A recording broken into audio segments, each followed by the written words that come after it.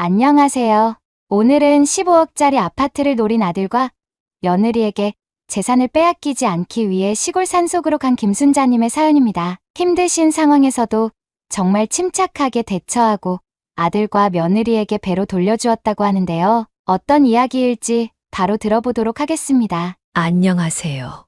제 이름은 김순자입니다.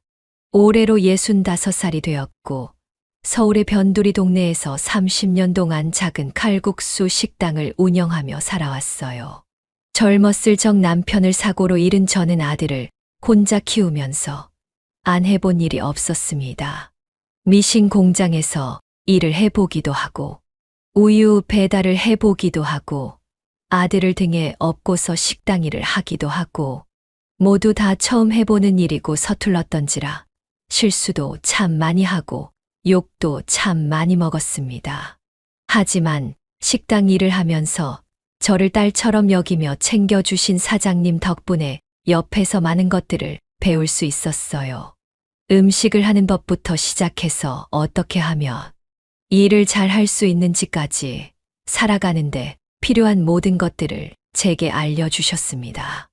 칼국수를 만드는 법도 식당 사장님을 통해 배울 수 있었어요. 그리고 30대 중반이 되었을 무렵쯤 사장님은 저를 조심스럽게 불러 이렇게 말씀하셨습니다. 순자야, 혹시 가게 물려받을 생각 없니?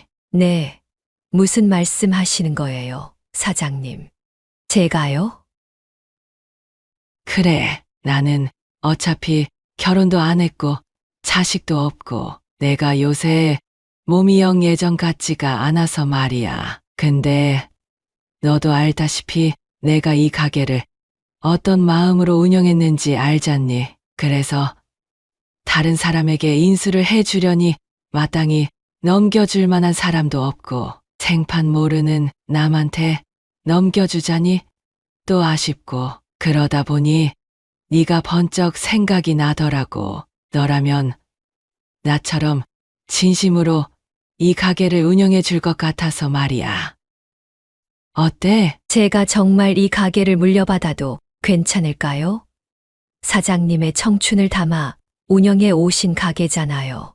그러니 너에게 주고 싶다는 거야. 너도 나 못지않게 힘들게 살아왔잖니. 힘들고 치열하게 살아온 삶에 이 정도 보상쯤은 괜찮다고 생각해. 그리고 옆에서 내가 어떻게 하는지, 칼국수는 어떻게 만드는지 다 봤으니까 너라면 충분히 할 수 있을 거야. 그렇게 저는 사장님께서 오랜 시간을 바쳐 운영하시던 가게를 물려받게 됐습니다.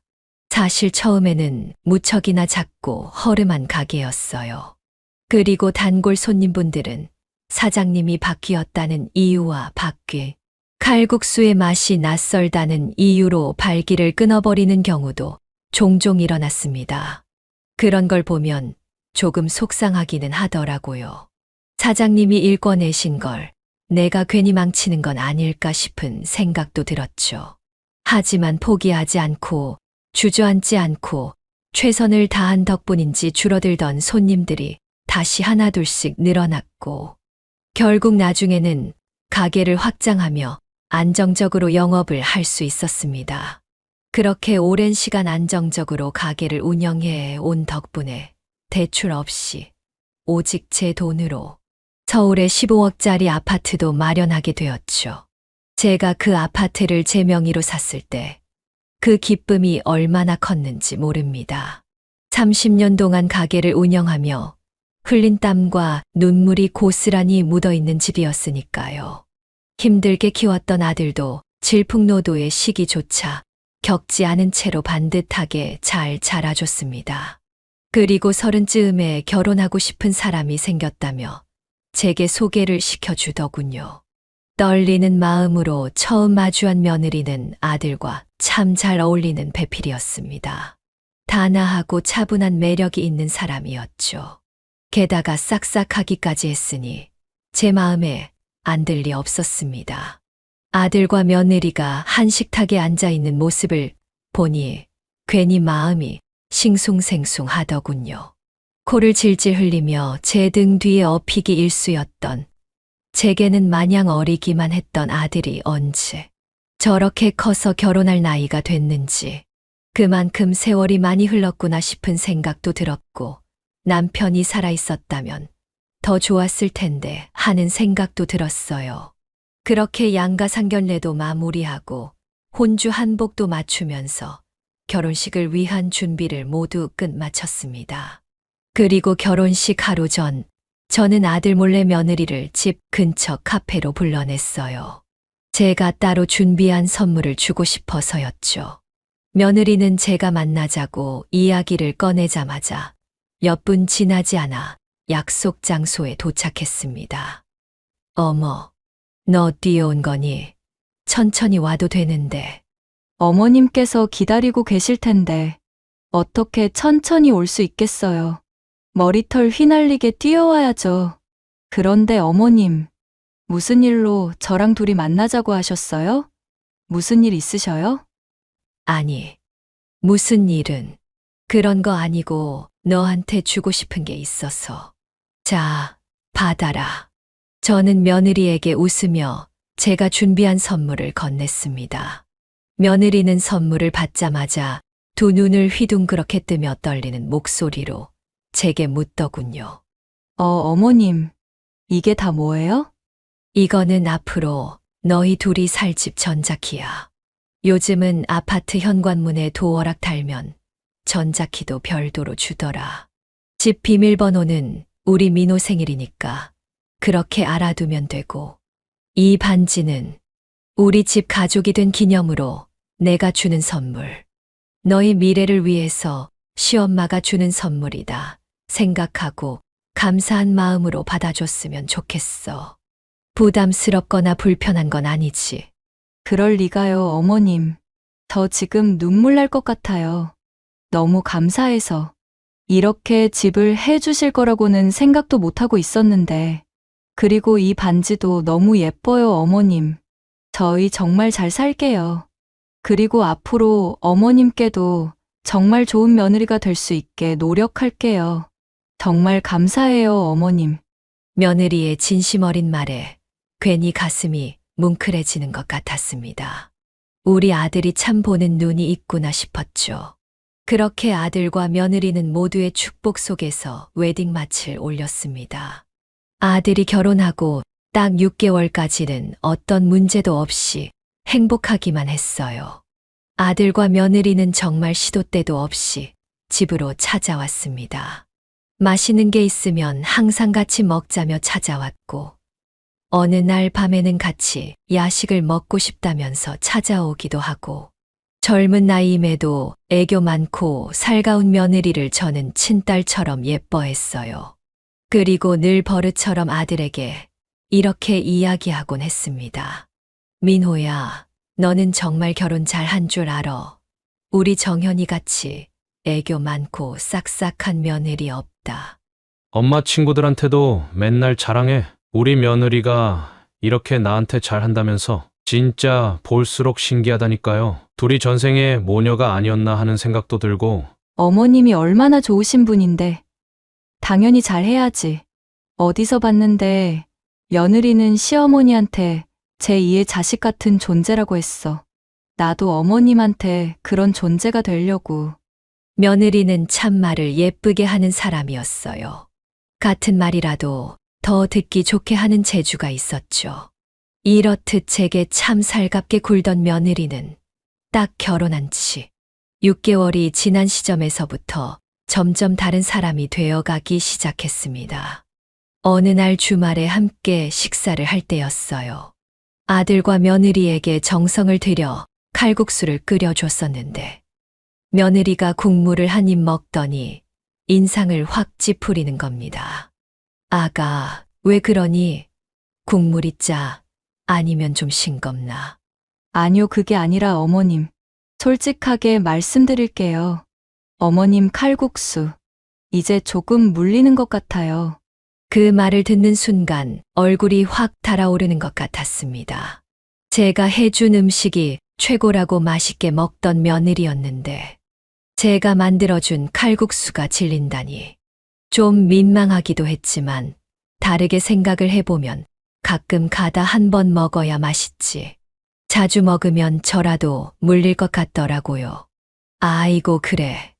내가 맨날 칼국수만 해주니 충분히 그럴 수도 있겠구나. 그럼 칼국수 말고 수제비 끓여줄까? 내가 또 칼국수만 잘하는 게 아니라 수제비도 잘 끓이거든. 아니요, 어머님. 이제 칼국수, 수제비 이런 거 안 먹고 싶어요. 좀 촌스럽기도 하고요. 저희는 그냥 나가서 다른 거 사 먹을게요.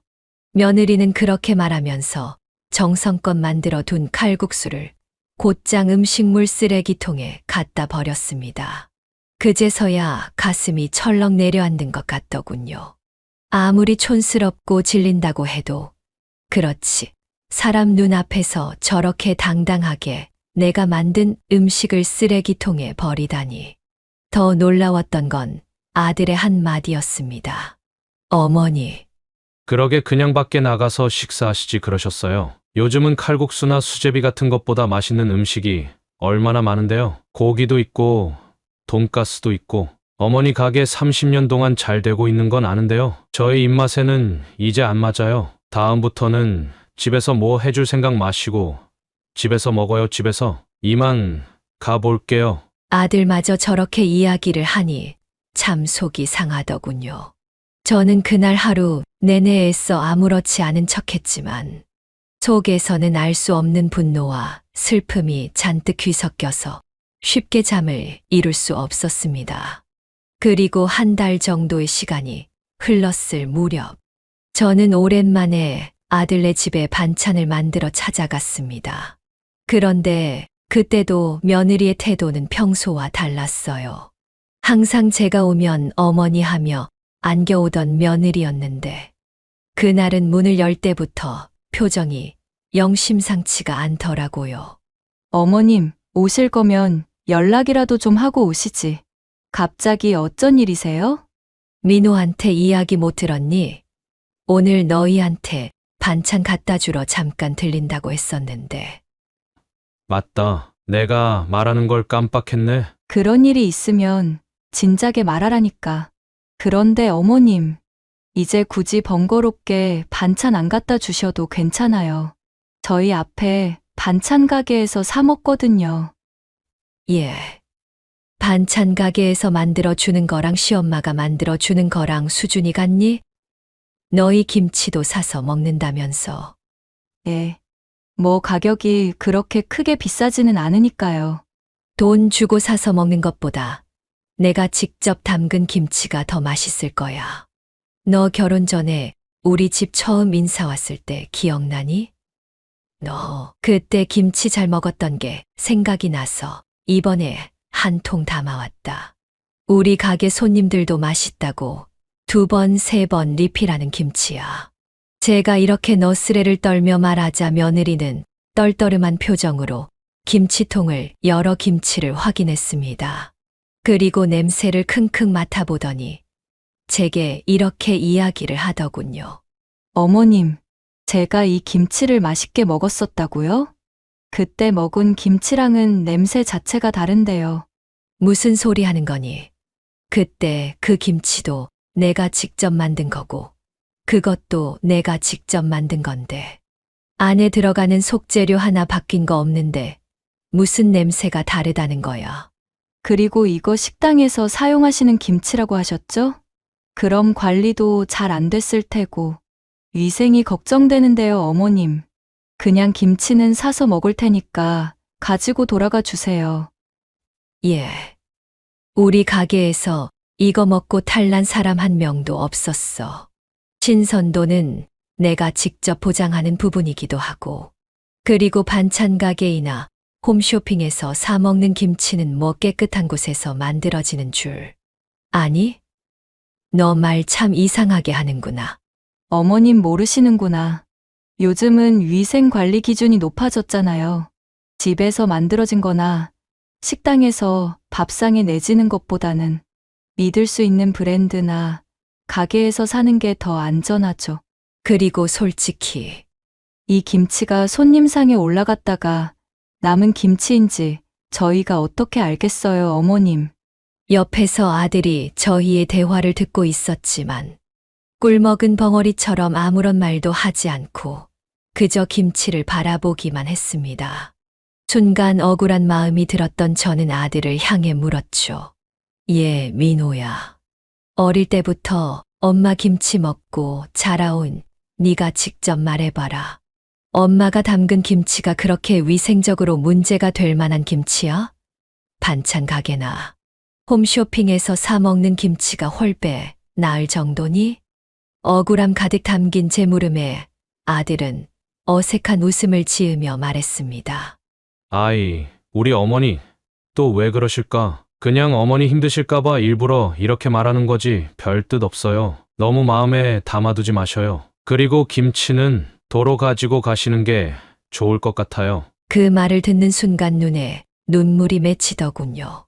내가 그토록 고생하며 키운 아들이 내 편이 아닌 아내의 편만 드는 것 같아 서운하고 마음이 아팠습니다.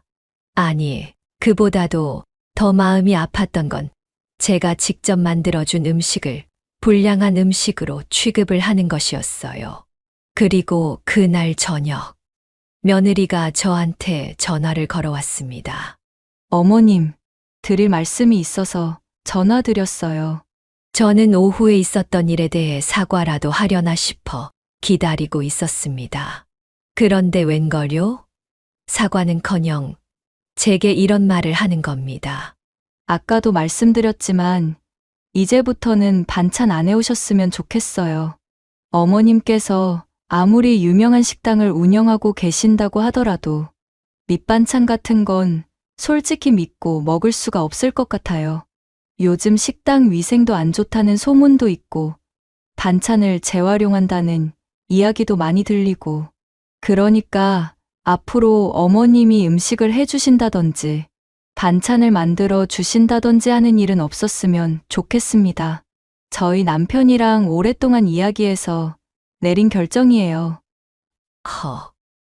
그래, 알았다. 그런데 내가 뭐 하나 물어나 보자. 대체 나한테 갑자기 이렇게 말하는 이유가 뭐냐? 그동안은 내 음식도 잘 먹고 반찬도 잘 먹었잖아? 너 뭐 나한테 서운한 거 있니? 아니요, 어머님. 서운한 걸 떠나서 그냥 불편해서요. 처음엔 시집 온 지 얼마 안 되기도 했고 어머님이랑 잘 지내보고 싶어서 칼국수도 맛있는 척하고 어머님께서 해주신 반찬도 맛있는 척 한 거였는데 이제 더 이상 못하겠어서요. 제 입맛이 그렇게 싸구려는 아니거든요, 어머님. 입맛이 싸구려가 아니라는 말. 예전은 아무런 말도 할 수 없었습니다. 그리고 결국 아무 대답도 하지 못한 채 알았다는 말만 하고 전화를 끊어버렸어요. 저는 점점 말수가 줄어들었고 그저 묵묵히 지내기로 했습니다. 하지만 마음속에서는 복잡한 감정들이 끌어올랐습니다. 제 모든 노력을 무시당하는 것 같았고 심지어는 두 사람이 뭔가 꿍꿍이가 있는 게 아닌가 싶은 생각도 들었어요. 그러던 어느 날 시장에서 장을 보고 돌아가는 길에 우연히 아들과 며느리를 마주하게 됐습니다. 그리고 그 옆에는 하하호호 웃고 있는 사돈어른과 사부인이 있더군요. 그 모습을 본 순간 저는 내가 모르는 뭔가가 있구나 싶은 생각이 번쩍 들었습니다. 그리고 조금도 망설이지 않고 차를 타고 이동하는 그들을 택시를 타고 따라갔습니다. 어디로 가는 건지 궁금하더라고요. 한 20분 정도 달렸을까? 아들의 차가 멈춰선 곳은 커다랗고 예쁜 펜션이 있는 곳이었습니다. 아들과 며느리 그리고 사돈 내외가 내리기에 저도 택시비를 지불하고 내렸어요. 어느 정도 거리를 두고 내렸기 때문에 누구도 제가 따라왔다는 사실을 알 수는 없었습니다. 그런데 그 와중에도 며느리의 목소리가 너무 큰 덕에 대화 내용이 모두 제 귀에 쏙쏙 들어오더라고요. 사랑하는 우리 엄마, 생신 너무너무 축하해요. 생일 파티에 드리고 싶어서 가드닝 파티 할 수 있는 펜션으로 예약했지. 우리 오늘 맛있는 것도 먹으면서 좋은 시간 보내요. 고마워. 딸. 그런데 이런 펜션 예약하려면 돈이 꽤 많이 들었을 텐데. 아이, 돈이 무슨 상관입니까? 하나뿐인 장모님 생신인데 이 정도는 당연히 해드려야죠. 우리 사위 말하는 것 좀 봐. 자부인도 오늘 오셨으면 좋았을 텐데. 아, 어머님 가게 운영하신다고 바쁘신 거 알잖아. 엄마, 오늘은 우리끼리 즐겁게 놀자. 들어가자. 저를 빼놓고 화목한 시간을 보내는 아들과 며느리, 사돈 내외를 보면서 여러 가지 생각이 들었습니다. 제가 해주는 음식이나 제가 찾아가는 것은 그렇게도 싫어하면서 친정 부모님은 끔찍이도 챙기는 며느리의 태도를 어떻게 받아들여야 할지 머릿속이 터져 나갈 것 같더군요. 처음에는 저 자신에게 문제가 있는 건지 몇 번을 생각하고 또 생각했습니다. 하지만 이제는 문제점을 저에게서 찾지 않기로 했어요. 어긋난 건 제가 아니라 아들과 며느리라는 것을 확실히 알게 됐으니까요. 그날 이후 저는 제 자신에게 스스로 이렇게 다짐했습니다. 이대로는 안 돼. 내가 지켜온 인생과 자존심을 더는 이렇게 내줄 순 없어. 라고 말이죠. 겉으로는 아들과 며느리의 말을 들어주면서 꼼짝도 못하는 척 했지만 속으로는 하나둘씩 계획을 세워가기 시작했어요. 그리고 하나라도 제대로 된 명확한 증거를 잡아두고 싶었기 때문에 한날 아들의 집에 찾아가 보이지 않는 곳에 홈 카메라를 설치해 뒀습니다. 음성까지 모두 담기는 카메라로 말이죠. 그리고 일주일쯤 지나 컴퓨터로 홈카메라에 담긴 영상들을 하나하나 확인하던 중 저는 아들과 며느리의 대화를 들을 수 있었습니다. 그 내용은 바로 저에 대한 이야기였어요. 여보, 어머님이 아직 당신한테 아파트 넘겨주시겠다. 이런 말 없으셔? 아직 그런 말은 안 하시네. 그런데 아마 천천히 넘겨주시는 게 더 이득일 것 같아. 어차피 서울에 있는 아파트고 시세는 나날이 오를 테니까. 지금은 15억짜리 아파트지만 나중에 시간이 가면 30억짜리 되어 있고 그러지 않을까? 아니야. 지금 15억일 때 빨리 물려받고 팔아 넘겨야지. 아, 이렇게까지 더디게 결정을 하실 줄은 몰랐는데 지금이라도 다시 아양을 떨어야 하나. 어머니 음식이 맛이 없네. 어쩌네 그런 말은 왜 해서는. 당신이 먼저 어머니 심기 건드렸잖아. 왜 그랬어? 아니, 나도 그냥 눈 딱 감고 맛있는 척 하면서 먹으려고 그랬지. 근데 그게 말처럼 쉬운 게 아닌 걸 어떡해. 당신도 알잖아. 나 살면서 칼국수 같은 건 입에도 안 대본 거. 너무 촌스러운 맛이었단 말이야. 아, 정말 어떻게 해야 하지? 며느리와 아들의 대화를 듣고 있는데 손이 덜덜 떨리면서 심장이 쿵 하고 내려앉는 느낌이 들었어요. 저 혼자 애지중지 힘들게 키운 아들이 며느리와 아무렇지 않게 그런 대화를 나누고 있다는 게 믿기지 않았습니다.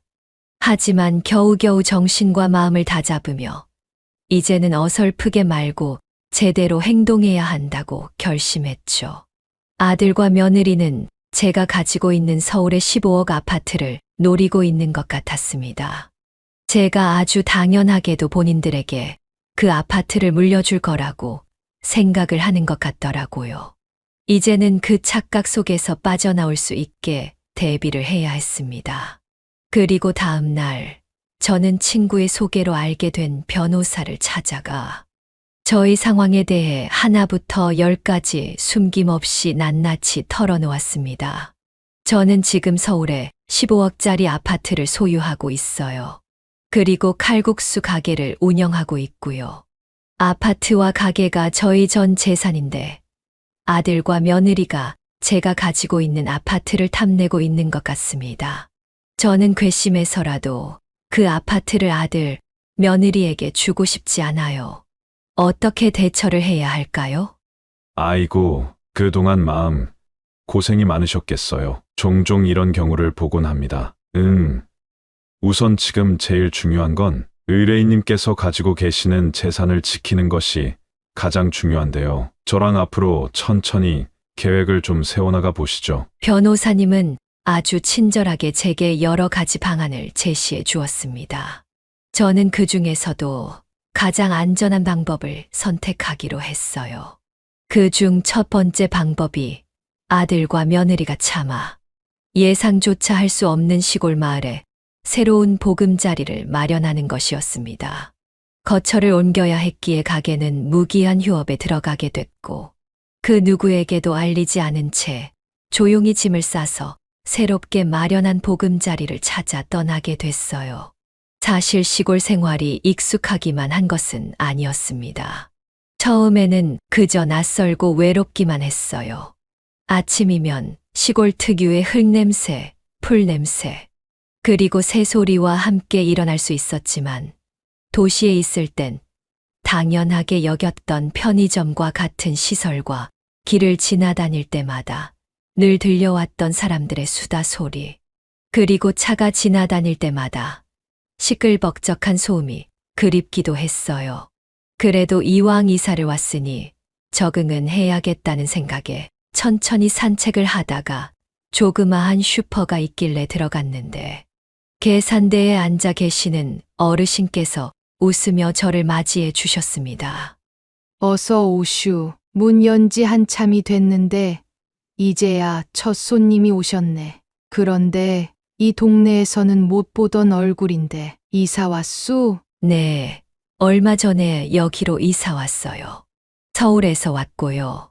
서울에서 왔다고? 우리 아들네도 서울에서 사는데 좋은데 살면서 굳이 뭐하러 이런 시골까지 이사를 왔대. 여기는 백화점도 없고 아무것도 없이 논밭이랑 농장밖에 없는데. 공기가 좋잖아요. 사람들도 많이 없고요. 편안한 분위기를 한번 느껴보고 싶어서 이사를 오게 됐어요. 앞으로 잘 부탁드려요. 나야 좋지. 이 동네 사람들도 다들 착해. 속도 깊고 내가 여기서만 50년을 넘게 살았는데 시간 되면 마을회관에도 놀러 오고 그래요. 저는 할머니의 말씀대로 마을회관에도 나가고 동네 여기저기를 돌아다니며 이웃 사람들에게 인사를 하기도 했습니다. 그러니 며칠 지나지 않아 마을 사람들이 먼저 다가와 말을 걸기 시작했어요. 저기 감나무 할머니네 옆집에 새로 이사 오신 분 맞죠? 할머니께 이야기 들었어요. 서울에서 오셨다고. 앞으로 잘 부탁드려요. 그날을 계기로 저는 하나둘씩 안면을 트고 사는 이웃들이 늘어나기 시작했습니다. 시골 생활에 아예 적응하지 못하고 살 줄 알았는데 그래도 이렇게 인사를 하는 이웃들이 늘어나니 기분이 좋더라고요. 저는 혼자 지내면서 조그맣게 텃밭을 가꾸며 지냈는데 어느 날은 옆집에 사는 할아버지가 다가오셔서 제게 이렇게 말씀을 하시더군요. 아이고, 도시 생활만 하면서 살았던 사람이 텃밭을 가꿀 줄 알아? 이거 몇 개 땅에 심고 가꿔봐. 상추 모종이랑 고추 씨인데 생각보다 빨리 자랄 거야. 이렇게 저는 이웃들과 친해지면서 서로의 텃밭에서 나온 작물을 나누기도 하고 동네에 몇 없는 아이들에게 칼국수 만드는 법을 알려주기도 했습니다. 우와, 할머니 요리 짱 잘하시는 것 같아요. 혹시 직업이 요리사이신 거 아니에요? 맞아. 할머니는 서울에 살면서 칼국수집을 30년 동안이나 운영했었어. 정말요? 대단하다. 저 앞으로 시간 날 때마다 할머니한테 음식 배울래요. 아이들이 눈을 반짝이며 저한테 음식을 배우겠다고 이야기하는데 그 모습이 참 귀엽기도 하고 어릴 적의 아들이 잠시 떠오르기도 했습니다. 그렇게 마을에 적응을 해 나갈 무렵쯤 마을 사람들이 모이는 작은 회식 자리에 초대를 받게 됐어요.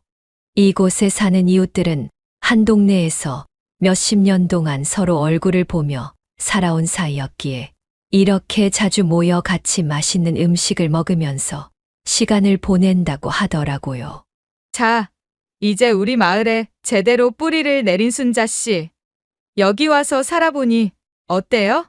사실 아직 적응 중이지만 여러분 덕분에 많이 편해졌어요. 이렇게 따뜻한 동네인 줄은 몰랐어요. 앞으로도 잘 부탁합니다. 제가 대답하자 모두가 웃으며 고개를 끄덕였어요. 사실 그 말은 빈말이 아니라 진심이었습니다. 꺼져가던 제게 활기를 불어넣어 준 것도 마을 사람들이었고, 멍하니 혼자 있던 제게 손을 내밀어 준 것도 마을 사람들이었기 때문이었죠. 그리고 시간이 지나 마을 사람들과 편한 관계가 되자 너나 할 것 없이 제게 고민을 털어놓는 사람들도 생기기 시작했어요. 어이, 김씨. 내 이야기 좀 들어봐. 아니, 우리 딸 녀석이 올해로 30대 후반인데 아직도 나한테 용돈을 달라고 이야기를 하는 거 있지. 그게 말이나 되는 소리야. 나이가 몇 살인데 부모한테 돈을 달라고 하는지 원. 김씨 같으면 어떻게 했을 것 같아? 저라면 단호하게 이야기했을 것 같아요. 너도 이제 내일 모레면 마흔이다. 자기 용돈벌이는 자기가 알아서 할 줄 알아야 한다. 우리도 노후를 준비해야 하기 때문에 너를 지원해 줄 용돈 같은 건 없다. 이런 식으로요. 이거 봐. 김씨는 서울에서 살다 와서 그런가 아주 똑 부러지고 단호하게 이야기를 하네. 당장 우리 딸한테 문자로 그렇게 말해야겠어. 속이 다 시원하네 그려. 그러자 옆에 있던 윤 씨 아주머니도 저를 붙잡고 고민을 털어놓으셨어요. 순자 씨, 내 이야기도 들어줄 수 있을까? 나도 우리 딸내미 때문에 걱정이야. 어릴 때 몸이 약해서 내가 옆에서 엄청 많이 챙겨줬거든. 그런데 나이를 많이 먹은 지금까지도 나한테 이거 해줘, 저거 해줘. 이렇게 말을 하는 거 있지? 당장 다음 연도에 결혼인데 결혼 준비까지도 지금 나한테 해달라고 난리야. 미치겠어. 그럴 땐 따님한테 이렇게 말씀해 보세요. 내가 내 일에 관여하면 내 스스로가 성장할 기회를 놓치게 된다고요. 처음엔 엄마가 나를 포기한 게 아닌가 하면서 섭섭해할지 몰라도 시간이 지나면 자연스럽게 말 뜻을 이해할 거예요. 이런 식으로 상담을 이어가다 보니 어느새 그 자리에는 웃음꽃이 활짝 피었습니다. 그 근처에 있던 어르신은 농담처럼 이렇게 말씀하시더군요. 이야, 순자씨가 우리 마을 해결사네. 그 뭐냐, 요즘 사람들 말로 멘토. 앞으로 순자씨를 우리 마을의 멘토로 모셔야겠어. 그 말에 모두가 웃음을 터뜨렸습니다. 저도 이 일을 통해 사람들에게 용기를 줄 수 있다는 점에서 큰 보람을 느꼈어요. 나도 어딘가에서 필요한 사람이구나 싶은 생각도 들었고요. 그날 이후로도 마을 주민들은 저를 찾아와 조언을 구하고 서로의 이야기를 나누며 더 가까워졌습니다. 그리고 어느 정도 사람들과 유대감을 형성했을 때 비로소 이웃들에게 저의 이야기를 꺼낼 수 있었죠. 서울에서 오랫동안 가게를 운영하고 있었던 것부터 시작해서 혼자 아들을 키운 것, 아들과 며느리가 저에게 한 집부터 왜 이 시골 마을로 도망치듯 이사 올 수밖에 없었는지, 그리고 지금은 재산을 지키기 위해 변호사님과 천천히 준비 중이라는 이야기까지 모두 털어놓았습니다. 마을 사람들의 표정은 경악으로 물들었어요. 세상에 그런 것도 자식이고 며느리라고. 어떻게 제 어미가 멀쩡히 살아있는데 그런 이야기를 아무렇지 않게 할 수 있단 말이야? 내 말이 그 말이야. 그리고 떡 줄 사람은 생각도 않고 있는데 아파트 받을 생각부터 하고 있는 게 참 기가 막히고 코가 막힌다. 정말. 순자 씨, 너무 고생했다. 그래서 말인데요. 제가 여기 계신 분들에게 부탁드리고 싶은 게 하나 있어요. 언젠가 법적 공방이 펼쳐지고 아들이 반론을 하게 된다면 여기 계신 분들이 저희 증인이 되어 주셨으면 좋겠어요. 아들과 며느리가 어떤 짓을 저질렀고 어떤 대화를 나눴고 제가 얼마나 힘들어했는지에 대해서요. 저의 이야기를 들은 마을 사람들은 누가 먼저랄 것도 없이 세차게 고개를 끄덕였습니다. 지구가 반쪽이 나도 제 편을 들어준다는 말과 함께 말이죠. 모두가 한 마음이 되어 제 편이 되어주니 정말 그것만큼 든든한 게 또 없더라고요. 이렇게 하나씩 준비를 맞춰가면서 제 마음도 점차 단단해졌습니다. 그리고 이제는 본격적으로 나설 때가 됐다 싶었어요. 저는 첫 번째로 제가 가지고 있는 서울의 15억짜리 아파트를 매물로 내놓았습니다. 부동산에 연락해서 매각 절차를 밟기 시작했는데 어떻게 알게 됐는지 그 사실을 알아차린 아들과 며느리가 곧바로 제게 전화를 걸어오더군요. 어머니, 대체 지금 어디 계시는 거예요? 저 이야기 다 들었어요. 아파트 팔기로 하셨다면서요. 대체 왜 그러시는 거예요? 어머님, 무슨 이유에서 그러시는지 모르겠지만 이런 문제는 저희랑 미리 상의라도 좀 하고 결정해 주시지 그러셨어요. 그리고 지금 어디서 지내고 계시는 거예요? 가게도 문 닫으시고 집으로 찾아가도 안 계시고. 온갖 호들갑을 떨어대는 아들과 며느리의 목소리를 들으며 저는 차분하게 대답했습니다. 내가 내 재산 팔아넘긴다는데 굳이 자신 며느리랑 논의를 왜 해야 하는지 모르겠구나. 설마 내가 그 집을 너희한테 줄 거라고 생각한 건 아니지. 아이, 어머니, 지금 무슨 말씀을 하시는 거예요? 그게 아니라 그냥 돈이 한두 푼도 아니고 어머니가 고생해서 마련하신 집인 걸 아니까 걱정되는 마음에 그러는 거잖아요.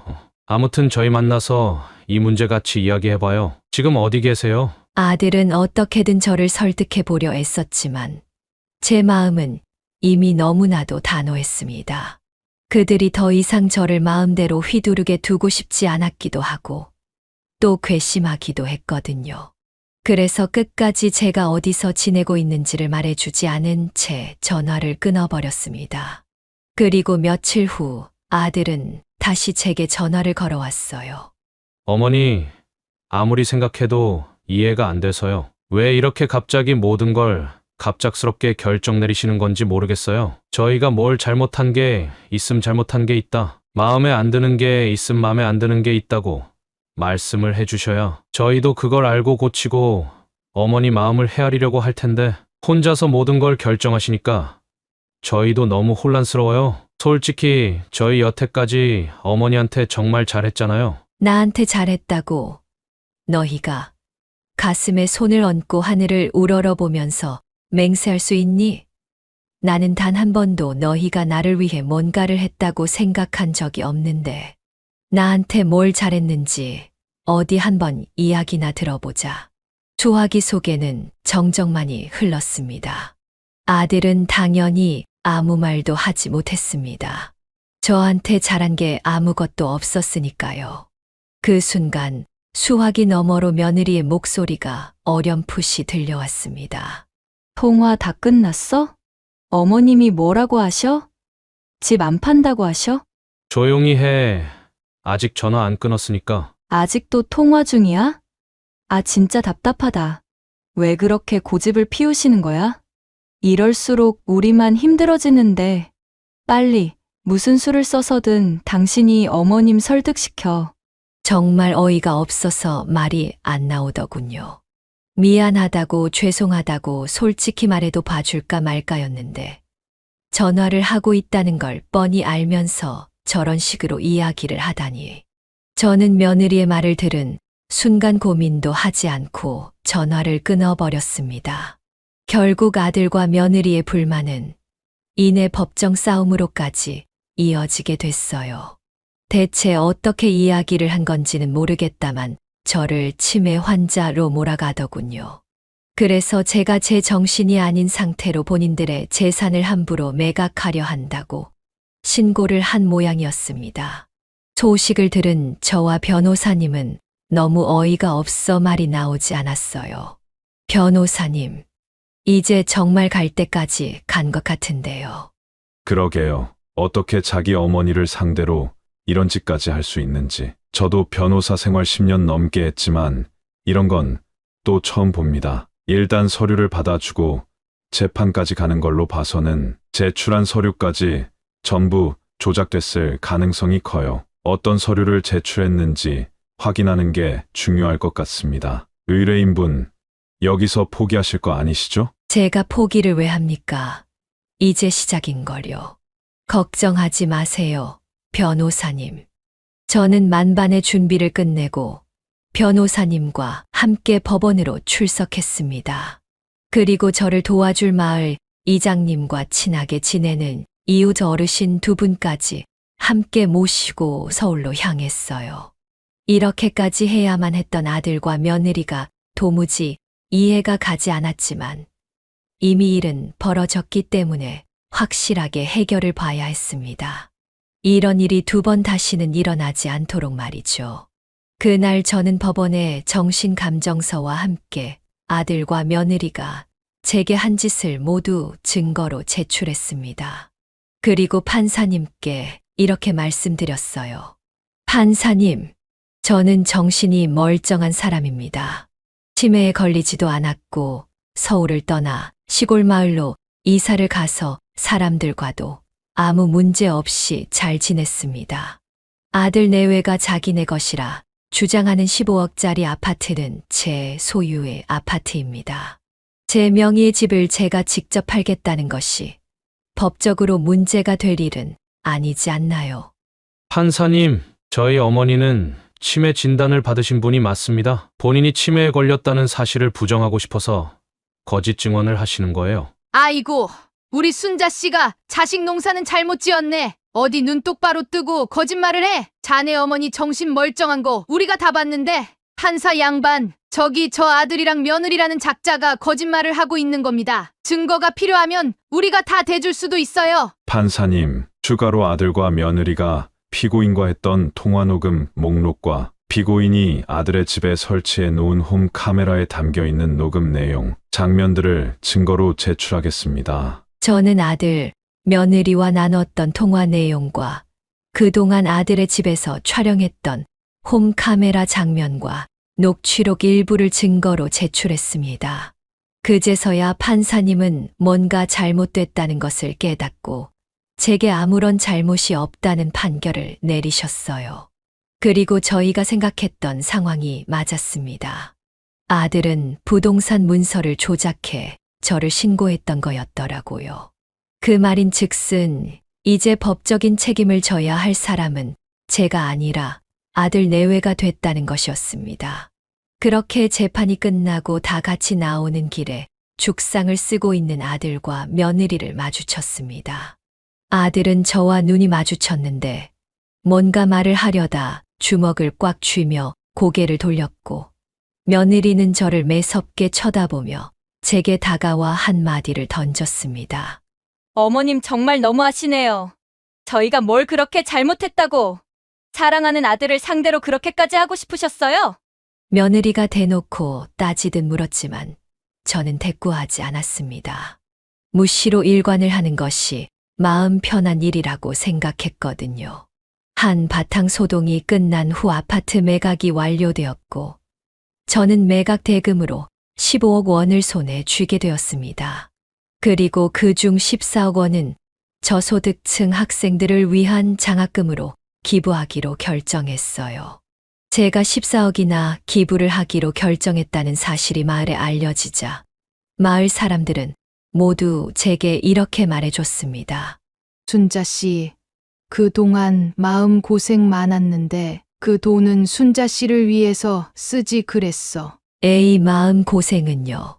그리고 저보다 힘들게 사는 어린 친구들이 많으니 그 친구들을 위해 돈을 쓰고 싶었을 뿐이에요.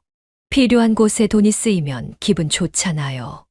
역시 김 씨는 속이 깊은 사람이야. 으이구, 법정에서 만난 김 씨 아들이랑 며느리만 생각하면 내가 아주 그냥 속에서 천불이 나는데 말이야. 고생했어. 이제 앞으로 여기서 쭉 살 거지? 네. 앞으로 여기가 제 고향이다 생각하고 쭉 살려고요. 서울에서 운영하던 가게도 완전히 정리하고 내려왔어요. 그리고 여기서 다시 가게를 시작해볼까 싶어요. 오, 그거 괜찮지.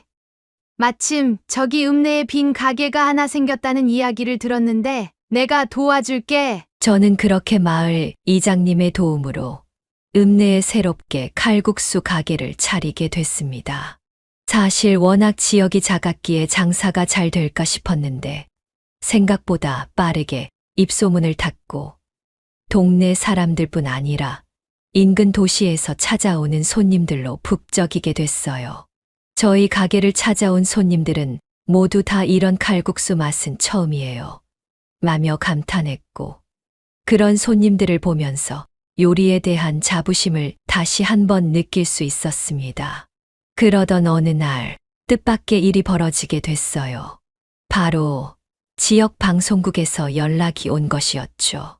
지역 신문을 통해 저희 가게가 알려졌고 제작진이 이를 보고 흥미를 느껴 방문을 하고자 했던 것이었죠. 방송국 PD는 저희 가게에 찾아와 제게 인터뷰를 요청했습니다. 김순자님, 안녕하세요. 저희는 지역 방송국에서 나왔습니다. 요 작은 시골 마을에서 제일 장사가 잘 되는 칼국수집이라고 해서 찾아왔어요. 우리 사장님의 이야기를 담고 싶은데 혹시 촬영 좀 할 수 있을까요? 인터뷰도 몇 개 따고 싶은데. 어머나, 방송이라니요? 저는 그냥 평범하게 가게를 운영하는 사람이에요. 방송에 나갈 만큼 막 장사가 잘 되는 것도 아닌데. 사장님께서 어떻게 여기서 가게를 운영하게 되셨는지도 궁금하고, 장사가 잘 되는 비결도 궁금하고, 또 사장님 개인에 대한 이야기도 궁금해서요. 꼭 사장님의 이야기를 담고 싶습니다. 가능할까요? 제작진의 끝없는 설득 끝에 결국 저는 방송 인터뷰를 수락했습니다. 카메라 앞에서 저희 이야기를 하는 것이 솔직히 많이 낯설었지만 저희 진심을 전하는 데에만 집중했습니다.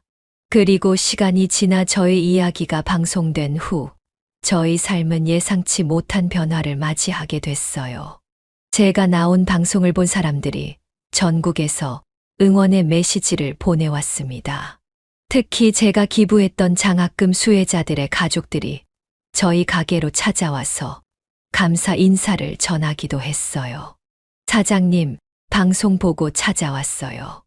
꼭 한번 뵙고 싶었는데 저희 딸이 사장님 덕분에 걱정 없이 책도 사고 학용품도 살 수 있게 됐어요. 정말 감사합니다. 그리고 사장님께서도 마음고생 많으셨을 텐데 이렇게 거리낌 없이 남을 도우시고 정말 존경스러워요. 아유, 존경스럽다니요. 저한테 존경이라는 타이틀은 과분 그 자체예요. 저는 그저 공부를 하지 못하고 힘들게 살아가는 아이들을 돕고 싶은 마음에 기부를 한 것뿐인걸요. 학용품도 사고 책도 살 수 있어서 정말 다행이네요. 이렇게 찾아와 주셔서 정말 감사합니다. 사실 방송 인터뷰를 하면서 저희 개인적인 이야기를 털어놓았습니다. 아들과 며느리의 이야기를 하게 됐는데 그게 중심적으로 퍼지게 되면서 제게 응원을 보내주시는 분들이 정말 많아졌어요. 가게로 찾아오시는 손님들도 방송을 봤다고 어떻게 그런 아들과 며느리가 있을 수 있냐며 저를 대신해서 화를 내주시기도 했습니다. 민망하기도 했지만 감사하기도 하더군요. 내 편에 서서 이렇게 화내주는 사람이 있다는 게 든든하게 느껴지기도 했고요. 그렇게 방송의 여파로 찾아오는 손님들도 늘어가고 많은 분들의 응원을 받고 살아가던 어느 날 아들이 홀로 저희 가게를 찾아왔습니다. 가게 문 앞에 서 있는 아들의 모습을 보는 순간 마음이 무척이나 복잡해지더군요. 아들은 말없이 고개를 푹 숙이고 있었고 저는 한숨을 내쉬며 아들을 가게 안으로 들였습니다. 다행히 영업 시작 전이라 손님이 없었거든요. 나는 너하고 더 이상 할 말이 없는데 어쩐 일로 찾아온 거냐? 어머니, 죄송합니다. 제가 너무 어리석었어요. 어머니께 잘못했던 일들이 너무 많다는 걸 이제야 깨닫게 됐어요. 그리고 저 결국 정연이랑 갈랐었어요. 재판 이후로 자기가 원하는 대로 되지 않았다고 저에게도 어머니한테 했던 것처럼 점점 차가워지기 시작하더라고요. 그제서야 깨달았어요. 어머니가 얼마나 힘드셨을까, 마음이 얼마나 아프셨을까 하면서요. 그 말을 듣는 순간 분노와 슬픔 그리고 안쓰러움이 뒤섞인 감정이 치밀어 올랐습니다. 솔직히 이혼까지 했으리라고는 생각하지 못했는데 며느리는 참 끝까지 못돼 먹은 사람이었구나 싶었어요. 저는 울고 있는 아들을 보며 차분하게 말했습니다. 나는 이미 재판이 끝난 후부터 너를 용서하기로 했다. 아니, 어쩌면 용서가 아니라 없는 셈 치기로 마음을 먹은 걸지도 모르겠구나. 우리는 이제 서로 없는 셈 치고 살면서 각자의 삶을 살아가는 게 맞다고 생각한다. 너도 이제는 내 삶을 찾아야 하지 않겠니? 아들은 제 말을 듣고 잠시 말을 잇지 못하다가 고개를 끄덕였습니다. 아들은 눈물을 흘리며 저에게 마지막 인사를 하고 떠났어요. 멀어지는 모습을 보며 마음이 아프기도 했지만 저는 제가 내린 결정이 옳다고 믿었습니다.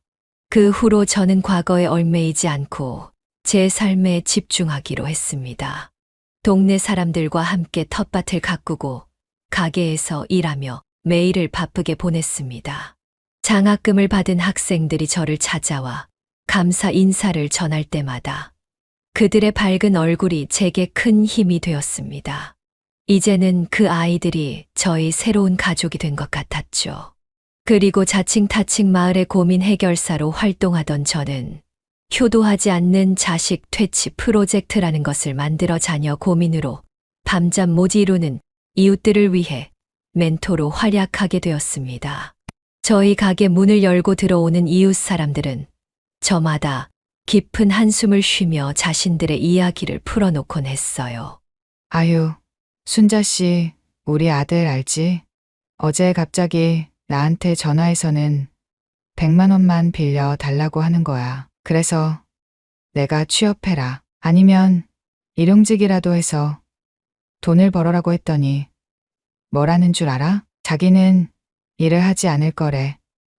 평생 그렇게 살 거래. 어휴, 김 사장님, 제 딸은요. 갑자기 저희 집을 리모델링 하자고 하더니 아예 집을 자기들 명의로 돌리겠다는 거 있죠? 어이, 김 사장, 우리 아들이 뭐라는 줄 알아? 자기는 우리를 보살필 능력이 없다면서 되려 우리 보고 자기를 책임지래. 그리고 우리한테 생활비 내놓으라는 거 있지? 김 사장이 이야기해봐. 이게 말이 되는 일이라고 생각해? 저마다 고민을 털어놓는 걸 하나하나 세심하게 들으면서 저는 그 고민을 간단 명료하게 해결해 주는 역할을 했어요. 대부분 저를 찾아오시는 분들은 그 답변에 만족하시는 편이었죠. 자식과 연을 끊으라는 게 아닌 자식이 했던 말을 그대로 돌려주는 방법을 알려주곤 했습니다. 눈에는 눈, 이에는 이라는 말이 있는 것처럼 말입니다. 그리고 어느 날은 저와 비슷한 사연을 가진 어르신도 저를 찾아와서는 눈물을 글썽이며 이렇게 말씀하셨어요.